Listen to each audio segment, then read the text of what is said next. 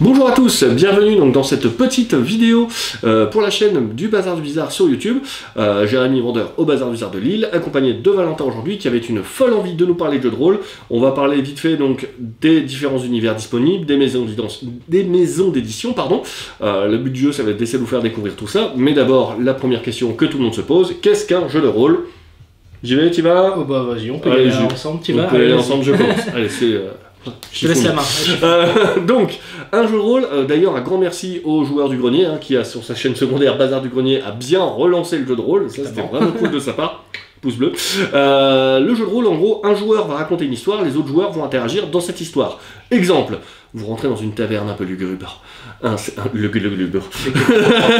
mec qui sait pas parler, c'est génial. Bref, vous rentrez dans une taverne un peu lugubre. Un serveur vous regarde du coin de l'œil, plutôt louche. Derrière, une serveuse fait des va-et-vient entre les clients. Qu'est-ce que vous faites? Et là, donc, les joueurs vont interagir en disant bah, moi je vais voir la serveuse, moi je vais essayer d'estorquer le barman, enfin voilà, ils vont pouvoir essayer de faire des actions. Ces actions vont être plus ou moins faciles à faire, et donc pour simuler entre guillemets la faculté, parce que personnellement, essayer d'emballer une serveuse, moi c'est pas possible, donc dans ce cas, je vais avoir par exemple pour un jet de dés séduction, on va utiliser un des 20. Voilà, un dé à ma face, et selon mes statistiques de séducteur, je vais devoir faire plus ou moins élevé. Là, honnêtement, si je veux réussir à séduire une serveuse, il me faut au minimum un 20. 19. Vous voyez, hop, c'était bien mais pas top. Voilà. Donc voilà. Donc c'est ça en fait le jeu de rôle, les dés vont vraiment servir à simuler plus ou moins les actions que vous allez pouvoir accomplir selon vos compétences. Et donc, on parlait de taverne et de trucs lugubres, je te laisse parler de la sortie de l'année. Voilà. Hop là, mon petit coup de cœur. Ah oui, c'est pas que le tien.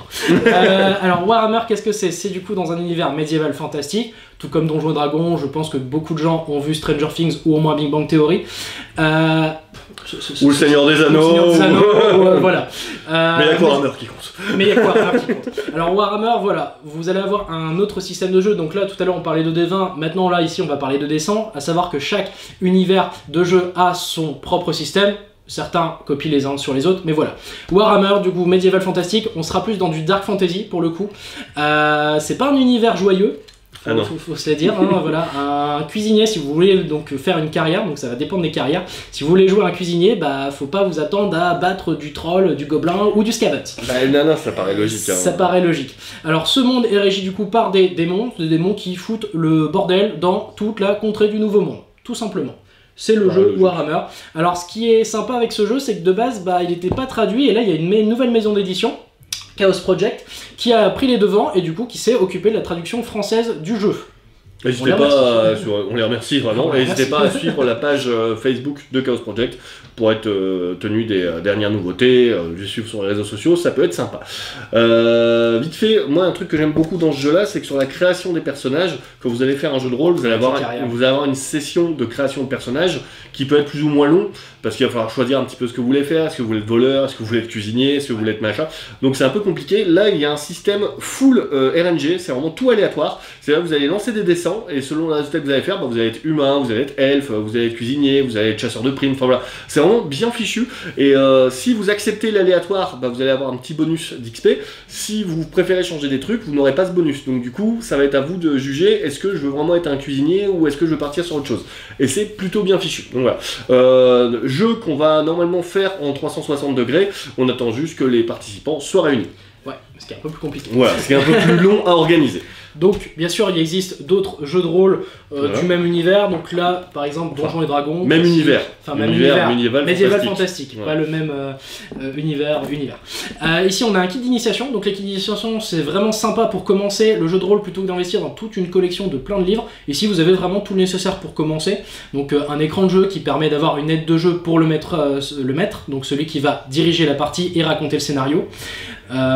Vous avez des personnages pré-tirés, donc pas besoin de passer des heures et des heures à créer un personnage, les personnages sont déjà faits, et surtout un scénario déjà préconstruit, ça évite de passer quelques heures à créer un scénario.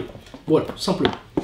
Dans un autre style, on va également avoir donc de l'enquête, donc enquête horrifique. Ici on a par exemple la nouvelle édition de Vampire la Mascarade, donc la V5 qui vient de sortir, qui est du coup aux éditions d'Arkham Publishing, donc Arkham Asylum Publishing. Donc là vous allez incarner des vampires, tout simplement, de différentes lignées, chaque lignée a ses compétences et ses petites caracs. Et c'est un jeu tout simplement à secret. Donc là vraiment, le but du jeu, c'est d'apprendre les secrets de l'univers. C'est moins axé combat que certains jeux aussi, hein. Ça, c'est ça. Des intrigues. Voilà, étant donné que vous jouez des vampires, on va dire que les êtres humains en face de vous, généralement, ils ont pas beaucoup d'autres choix que d'accepter vos coups. Ouais, mais si c'est le Diurnambule. On oublie souvent Blade. Bref. Pareil, toujours dans les secrets et... Mon petit poney, non pardon. Mon petit poney, effectivement. C'est trop bien. C'est du post-apo, non. Du coup, on va toujours avoir chez Arkane Publishing Tales from the Loop. Là, Tales from the Loop, grosso modo, c'est du Stranger Things. Si vous aimez Shining et surtout, par exemple, le film ça va, grosso modo, être ceci. Vous jouez des enfants, incompris par les... J'allais dire les humains, les adultes. Par les adultes, et vous allez découvrir en fait, pareil, des secrets. Donc des secrets. Est-ce qu'un enfant est vraiment humain? Vous avez 4 heures. Pas mal ce jeu. Tac. Alors, en parlant du coup de Tales from the Loop, moi j'aime beaucoup l'idée de supplément, donc c'est à ce moment-là que là on rentre dans le vif du sujet, quand vous voulez vraiment maîtriser un jeu de rôle et que vous avez l'opportunité de récupérer du jeu de rôle.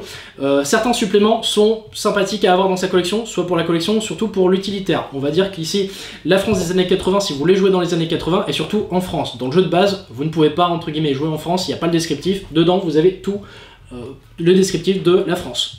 Comme ça, ça permet de rentrer dans le vif du sujet. Hop.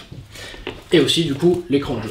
Ouais, parce que les écrans, comme disait Valentin, c'est vraiment une aide précieuse, parce que quand vous allez avoir besoin d'accéder facilement à des statistiques, style votre joueur, il veut sauter sur 4 rondins sur les mains pour dégainer son arme, faire une roulade Rick Hunter et tirer dans le genou de quelqu'un, on n'a pas forcément tous les tableaux en tête, donc c'est bien d'avoir... Pour éviter de casser l'immersion, de retourner dans le livre, chercher les règles, généralement, les aides de jeu sont là pour ça. C'est plutôt pratique. Exactement. Excuse-moi, je t'ai coupé. Pas de soucis, c'est très bien. D'un autre côté, vous avez également Touk, des jeux de rôle de KPDP. Donc là, on va avoir par exemple 7ème ère, toujours avec son petit supplément Touk Nation Pirate. La KPDP comme les 3 mousquetaires 3D. Exactement. Grand film. Grand film.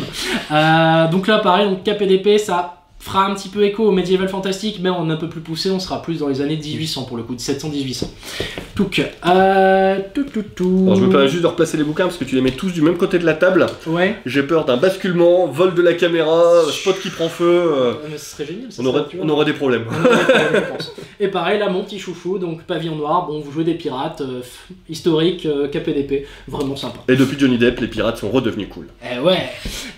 Et enfin, dernière petite thématique également, tu peux me sortir du coup le petit livre tout en bas. Hop là. Donc, bien sûr, pour Pavillon Noir, c'est du Black Book Edition, et pour 7ème ère, du coup, du Agathe Edition.